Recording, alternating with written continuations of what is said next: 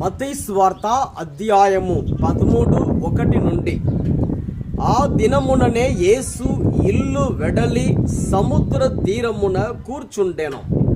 అప్పుడు జనులు గుంపులు గుంపులుగా ఆయన చుట్టూను చేరగా ఆయన ఒక పడవ నెక్కి కూర్చుండెను.